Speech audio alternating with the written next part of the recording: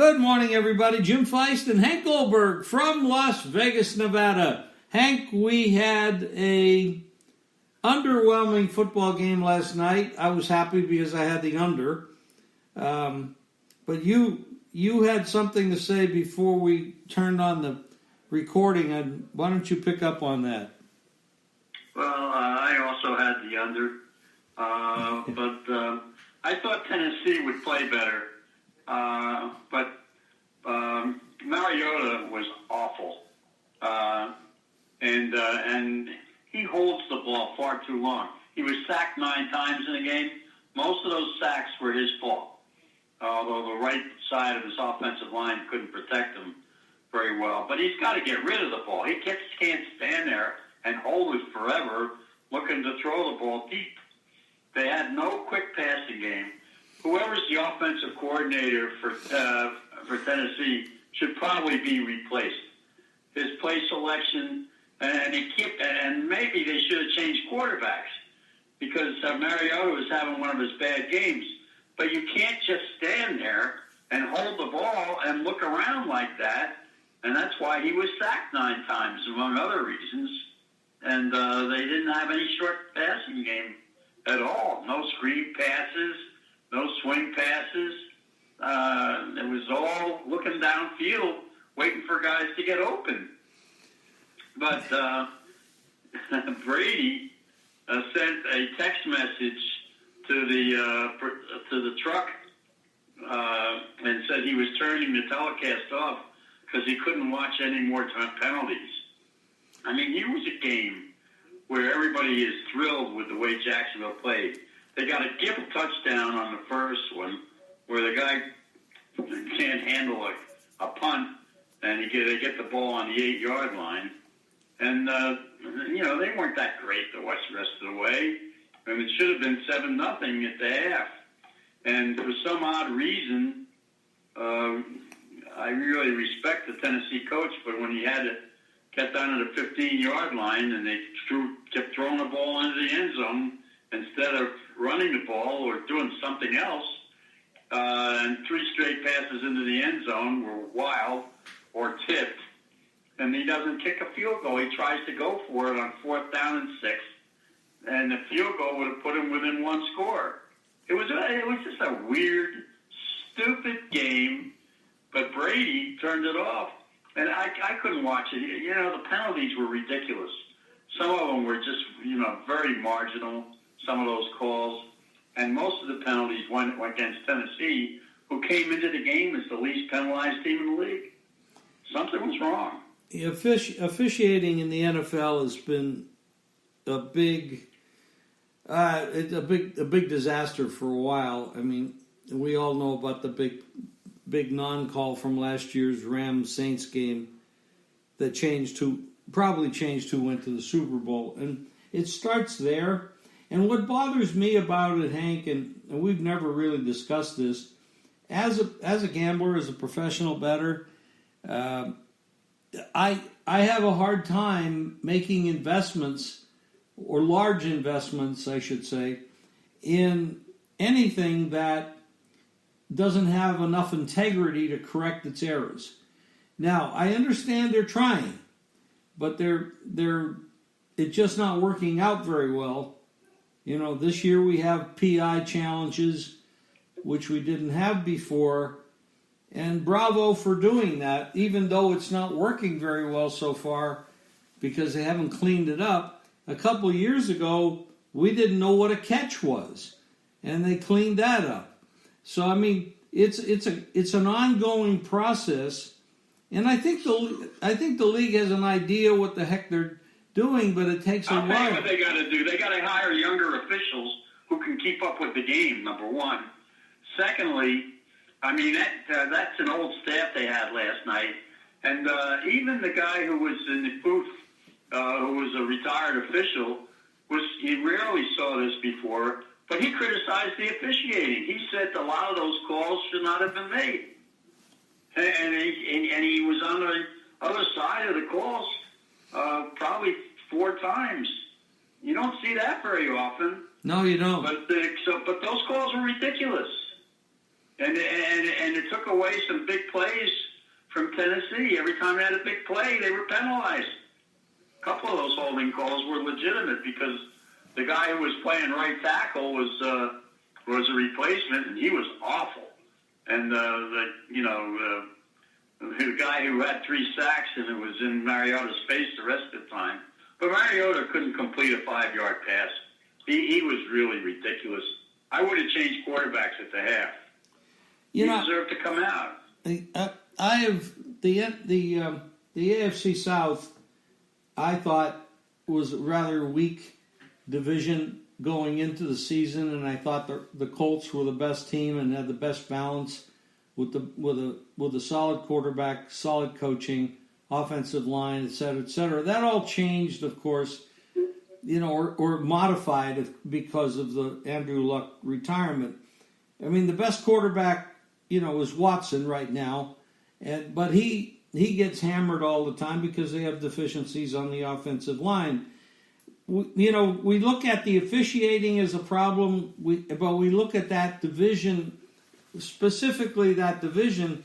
There's no solid team there except from the standpoint of all the departments of a team that are on the field. The Colts are still the best team. The quarterback. I don't agree. I know. I think Houston has got as much talent as the Colts do. I think the offensive line's the problem there. That's why Watson gets hit so often, and I worry about him. That's why they made the deal. To improve their offensive line. Well, we'll see how that plays out, and I hope it does for his sake. I don't like to see these guys get hurt and crippled, and it's a bad scene. But remains to be seen. I mean, whether Brissett can fill in well enough to be a leader and a winner. But that's a different issue. And we're talking about officiating. We're talking about that division. And it's all great conversation. There's a hue and cry out there about the officiating being so bad. I don't know what the hell they're going to do about it. It's not an easy problem. The one thing they can do is what I suggested. Find some younger officials who can keep up with the game. The game is faster now than it ever was. You can't have these old men running around trying to follow the game. That's why you have so many bad calls. And the people who watch it in New York are not reversing calls when they should. Well, that's true. Now let's talk about a play last week, and I know you watch every game, probably 2 or 3 times, so I know you're on top of it.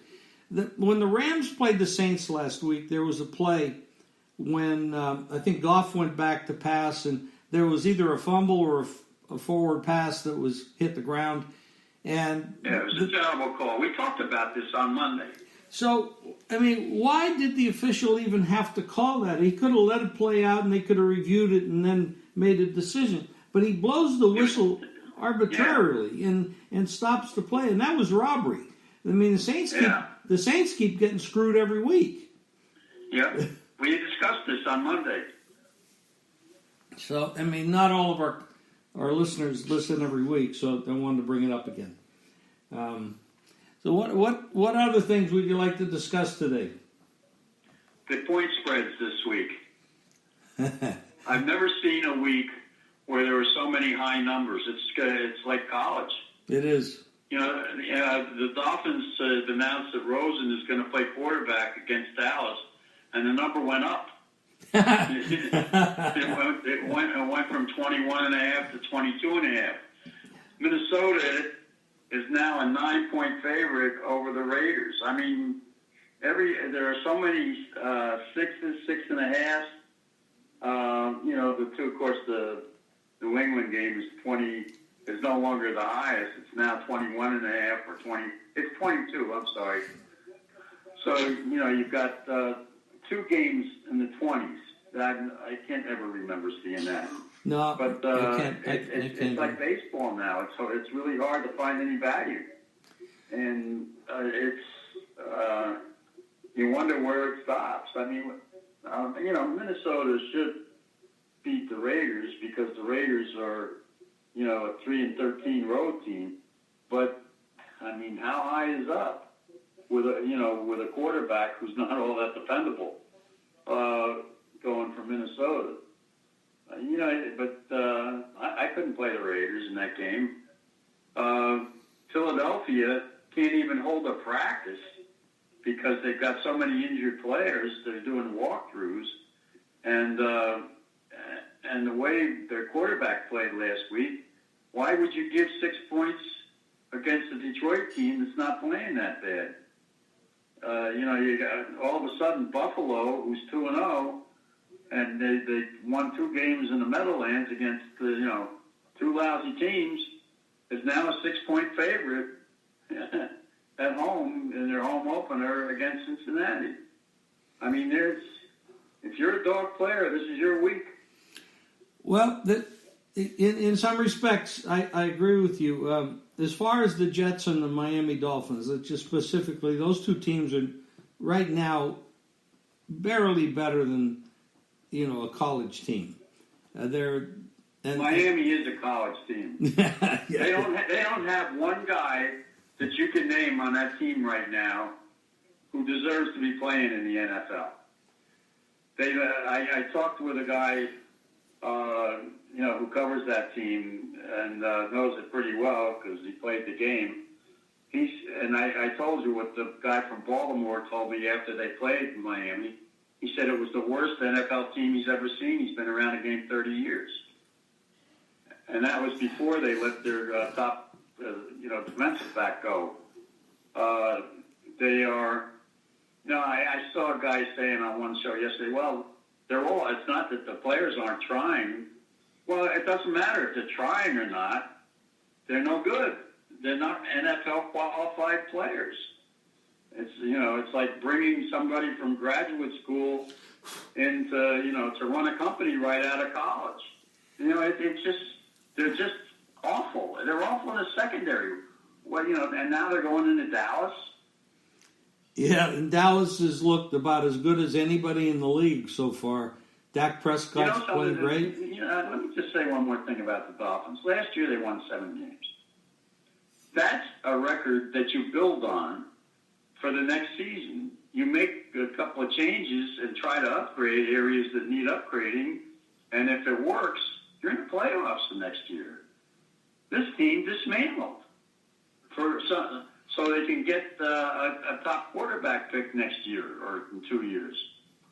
And this is a 2-year process. And you trust Chris Greer to conduct a 13-player, 15 draft picks next year? Well, I mean, they're in trouble for a long time, and they've been in trouble for a long time. And the organization under this owner has been a mess for a long time, for 15 years. Well, a few years ago in baseball, we had the same thing in baseball. Now we have a team down there that the Jeter took over, and they started to shed away baseball players. And I mean, what is it? This is like an epidemic in Miami? At least they had a farm system that was doing okay. And by the way, they just extended the contract of Don Mattingly as the manager. Wow.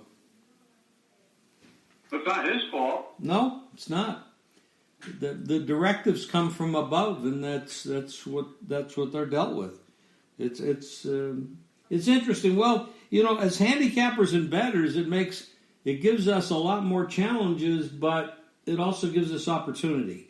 So we have to kind of run through the raindrops and pick out our spots, and so far you and I are being able to do that. So you should have a big week this week again in the contest. I'm sure you will. You're doing pretty well. You're 8-2, right? I don't like that many games this week, to tell you the truth. I can't find 5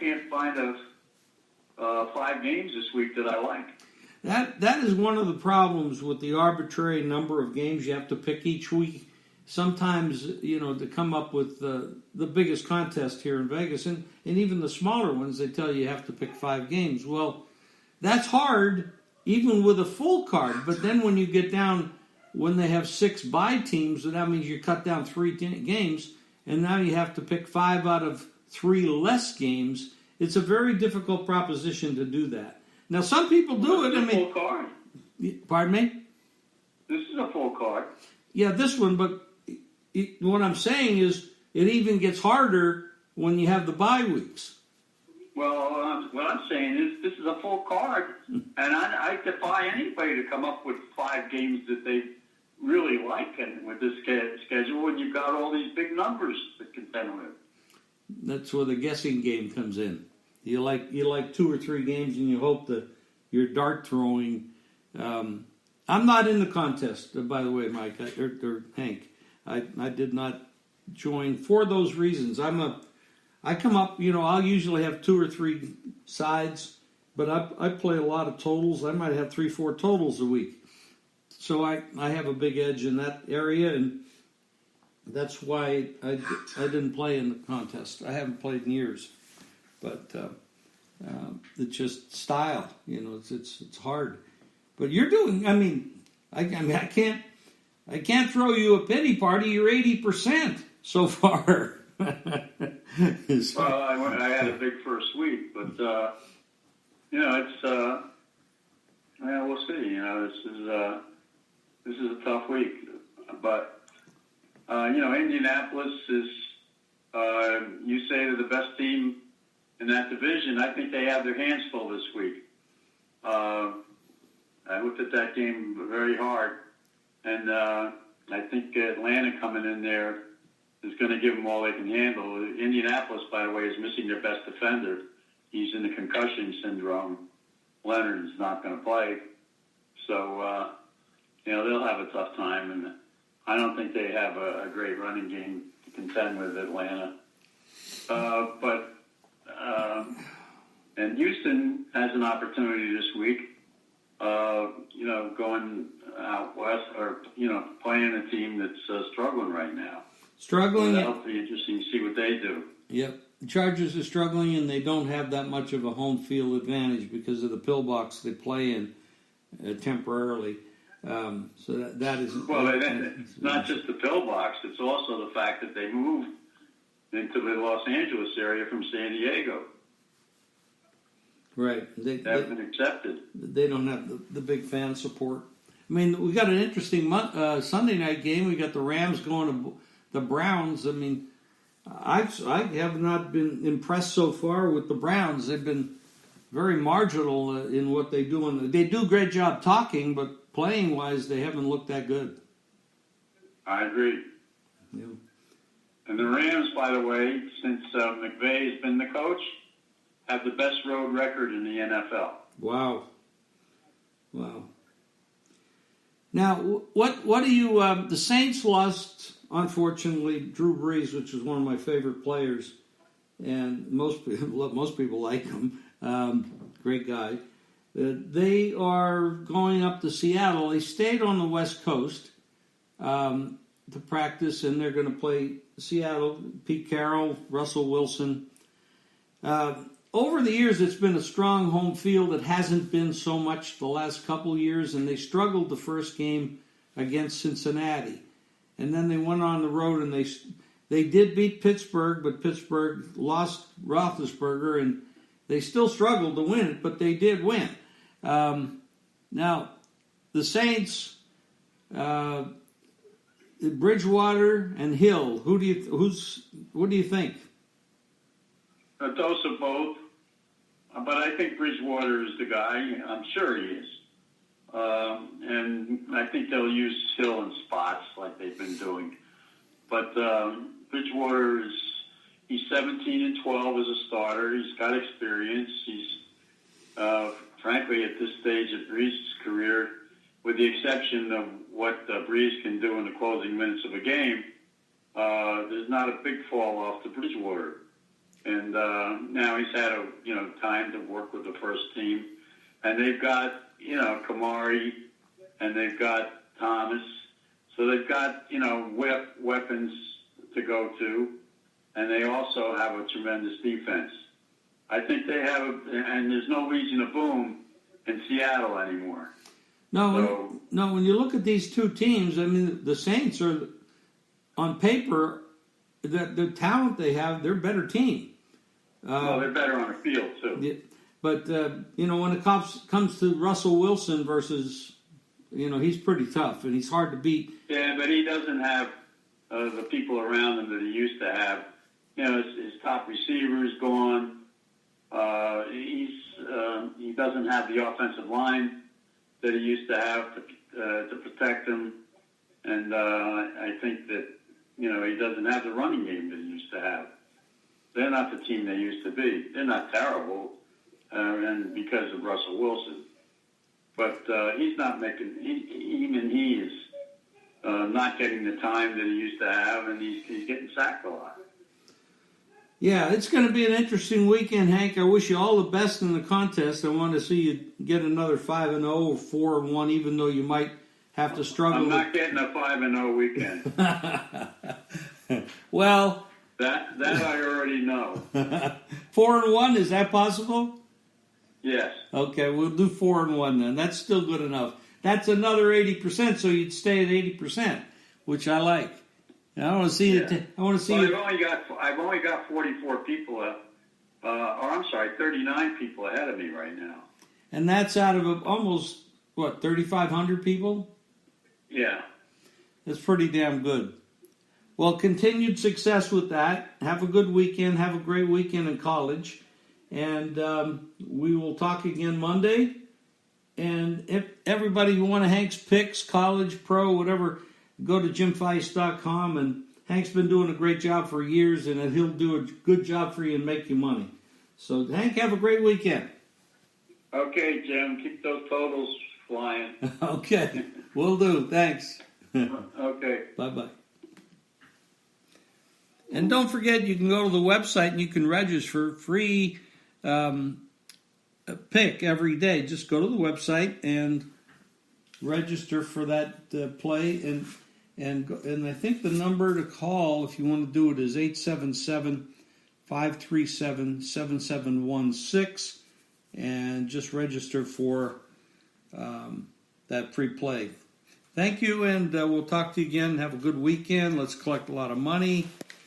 If you want any subjects for us to delve into, just send us a note to the website and just tell us what you'd like us to talk about. Thank you and appreciate it.